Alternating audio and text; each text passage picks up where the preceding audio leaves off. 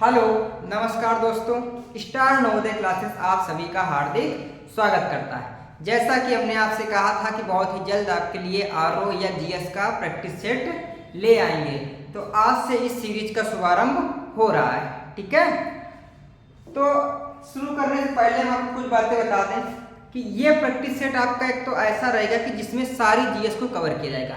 उसमें हिस्ट्री भी होगी, उसमें पॉलिटी भी होगी, उसमें साइंस भी होगी, उसमें सारी चीज़ें होंगी और सारे क्वेश्चन आपको 10-10 ही मिलेंगे।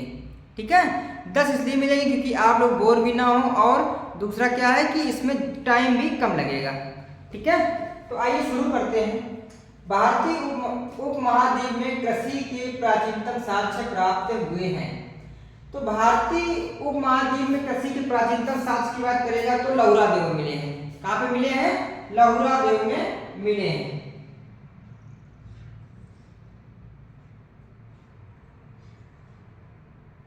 ठीक है, लौरा देव में मिले हैं। और ये लौरा देव कहाँ पे है आपका? तो ये लौरा देव आपका है संत कबीर नगर में। कहाँ पे है? संत कबीर नगर में।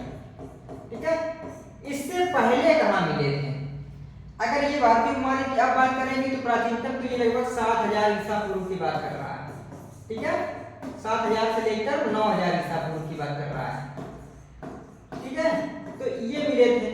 इससे पहले मिले थे मेहरगढ़ में। मेहरगढ़ आपका कहाँ पे है? पाकिस्तान में। कहाँ पे है? पाकिस्तान में। ठीक है, और यहाँ पे जो मिले थे वो लगभग 5000 से लेकर 7000 ईसा पूर्व तक थे। अब ईसा पूर्व में देखो ये कम लिखा है। ठीक है, तो ये पहले आपको मिले थे मेहरगढ़ से, आप कहाँ प्राप्त हो गए हैं? तो लौरा देव से। ठीक है, इसके बाद आपका दूसरा क्वेश्चन है एलिफेंटा के प्राचीनतम स्मारक हैं। तो यहाँ पे धर्म दिए गए, किस किस धर्म से संबंधित हैं? तो पहला एक बौद्ध धर्म संबंधित तो है ही, साथ में शैव धर्म संबंधित है। ठीक है, शैव का मतलब शिव से संबंधित भी वहां पे कुछ मूर्तियां हैं, इससे भी संबंधित है। तो ये दो से संबंधित है। अब दो संबंधित है तो इसमें ऑप्शन में 1 2 3 है और ये क्या है? 1 और 3 दोनों। तो ऑप्शन आपका कौन सा सही हो जाएगा? D number. ठीक है, तो कौन सा ऑप्शन सही रहेगा? D number. इसके बाद हम आपके लिए चलते हैं आगे। सूची 1 को सूची 2 से मिलाएं। ठीक है, इस प्रकार के क्वेश्चन आपके जनरली बहुत पूछे जा रहे हैं। ठीक है, तो अब इसमें चलते हैं तो हम बात करते हैं कि कौन सा क्वेश्चन आपका इसमें सही हो जाएगा। पूरा क्वेश्चन लिखना भी जरूरी है, तो आप देख सकते हैं। तो पहले बात कर लेते हैं वल्लभाचार्य जी। किसकी बात करते हैं? वल्लभाचार्य जी। तो वल्लभाचार्य जी आपको पता है पुष्टि मार्ग संबंधित है। किस संबंधित है? पुष्टि मार्ग से। अब जब ये पुष्टि मार्ग संबंधित है तो ए का क्या होना चाहिए? 2। अब ए का 2 यहाँ पे भी नहीं है और यहाँ पर भी नहीं है, तो या तो हमारा बी होगा या होगा सी। अब बात करते हैं रामानुज। तो रामानुज आपके विशिष्टा देव दैट से किससे है?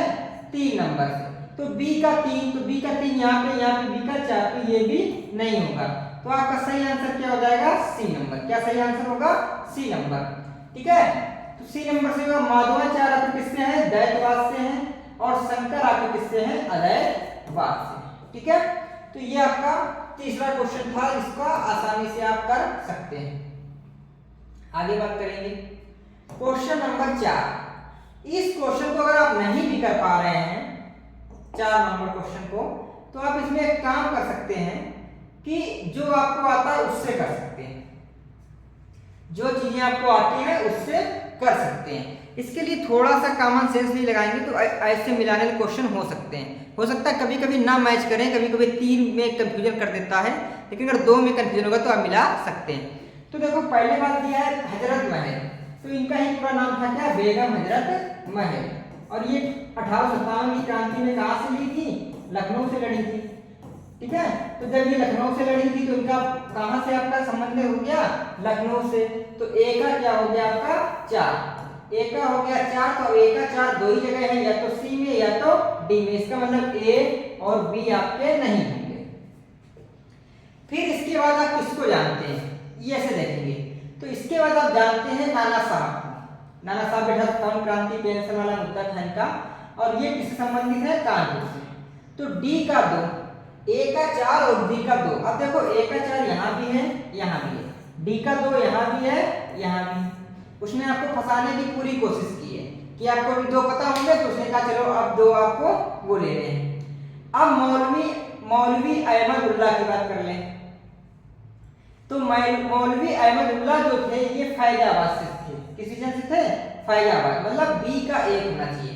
अब यहाँ पे B का कितना है? 3, तो ये भी नहीं होगा। तो आपका आंसर क्या सही हो जाएगा? C, क्योंकि मौलवी अहमदुल्लाह कहाँ संबंधित थे? फैजाबाद से। इसके बाद बात कर लेते हैं कुंवर सिंह। तो कुंवर सिंह आपको पता है कि सबसे एजेड थे पहली बार, ठीक है, और कहाँ से आते थे? बिहार से। और इस सारी सिटी में बिहार का एक ही शहर दिया है, वो कौन सा दिया है? आरा। कौन सा दिया है? आरा। तो कुंवर सिंह कहाँ से हो गए?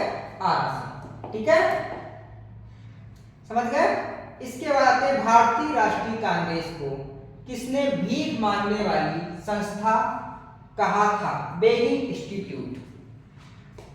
देखो दरअसल क्या था कि जब गरम दल और नरम दल में लड़ाई चल रही थी, तो जो गरम दल था वो आक्रोशित हो जाता था। लाल बाल पाल थे यहाँ पे, बिपिन चंद्र पाल, ठीक है, बिपिन चंद्र पाल, ठीक है, बाल गंगाधर तिलक, बाल गंगाधर तिलक और लाला लाजपत राय, लाला लाजपत राय। तो इनकी जोड़ी में बोलते हैं कि ये गरम दल के नेता थे। और कौन कौन थे? लाल बाल और पाल। तो इन लोगों को ये चीज पसंद नहीं थी और इन्हीं के एक व्यक्ति थे, तो उन्होंने बाल गंगाधर तिलक उन्होंने कहा कि कांग्रेस संस्था है वो कैसी संस्था है? तो वो भीख मांगने की संस्था है। वो लोगों उनसे कहती है अंग्रेजों से कि हमारे देश में हमारे लिए ऐसा कर दो। तो ये एक तरीके क्या है? भीख मांगना। तो भीख मांगने की संस्था इसको किसने कहा था? बाल गंगाधर तिलक ने। किसने कहा था? बाल गंगाधर तिलक ने। ठीक है, इसके बाद बात करते हैं दादा भाई नौरोजी के बारे में। तो इनको पता है कि ब्रिटेन में पहले ये पार्लियामेंट बने थे, ब्रिटेन के संसद में। गोपाल कृष्ण गोखले की बात करते हैं तो ये गांधी जी के गुरु जी थे। किसके गुरु थे? गांधी जी के गुरु जी थे। और गोविंद वल्लभ पंत की बात करते हैं तो ये यूपी के पहले सीएम भी थे। ठीक है, तो इनकी बात कर लेते हैं। इसके बाद है नई दिल्ली में 1917 में अखिल भारतीय कांग्रेस समिति की बैठक में निम्नलिखित किसने विभाजन के प्रस्ताव का समर्थन किया था? काफी क्रिटिकल क्वेश्चन आ गया कि समर्थन किसने किया था। अब समर्थन से पहले आपको पता होना चाहिए कि प्रस्ताव किसने किया था। तो प्रस्ताव दिया था गोविंद वल्लभ पंत जी ने। ठीक है, प्रस्ताव किसने दिया था? गोविंद वल्लभ पंत जी ने। और समर्थन किसने किया था? अब्दुल कलाम आजाद जी ने। तो यहाँ पे समर्थन की बात कर रहे हैं तो ऑप्शन हमारा डी सही होगा। लेकिन अगर ऑप्शन पूछ दिया जाए कि प्रस्ताव किसने किया था, तो प्रस्ताव किया था गोविंद वल्लभ पंत जी ने। ठीक है,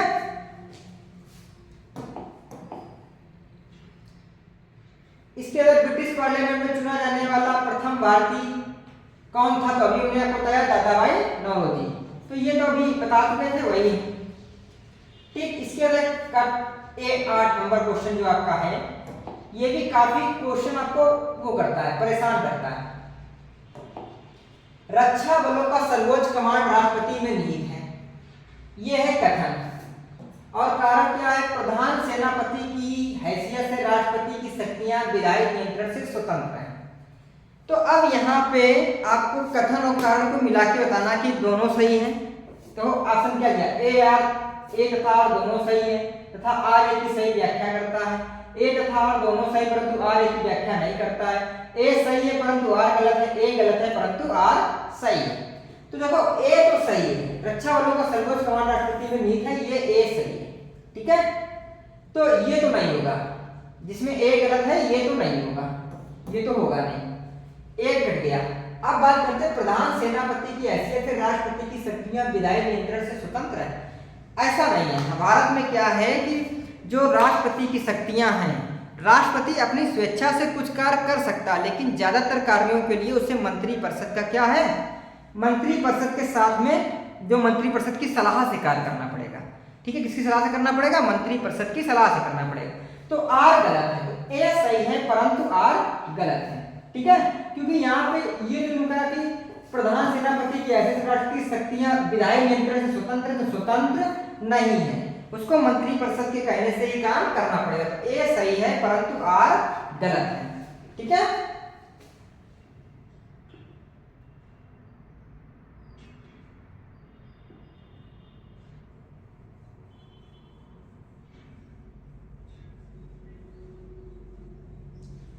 ठीक है। तो इसके बाद आगे चलते हैं। तभी नहीं सही हो तो पानी की बहुत आवश्यकता लग रही बार बार। मंत्रिपरिषद सामूहिक रूप से उत्तरदायी होती है। ठीक है, तो लोकसभा के प्रति एक संवैधानिक बाध्यता के अंतर्गत अनुच्छेद 75(3) के अनुसार, अनुच्छेद 78(4) के अनुसार, तो देखो लोकसभा के प्रति सामूहिक वो होती है, ये बात सही है। एक संवैधानिक बाध्यता के अंतर्गत ये भी बात सही है, और इसका उल्लेख किसमें किया गया 75(3) में, ये भी सही है। तो जब तीनों बातें सही है तो जिसमें भी तीनों होंगे आपके वो सही है। तो 1 2 3 ये सही है, चौथा गलत है। ठीक है, अब क्या है मंत्रिपरिषद के बारे में अगर बात की जाए तो मंत्रिपरिषद पहला है कि लोकसभा के प्रति उत्तरदायी होती है। किसके प्रति उत्तरदायी होती है? लोकसभा के प्रति। क्यों होती है? इसका कारण यह है कि लोकसभा में बजट की बात की जाती है।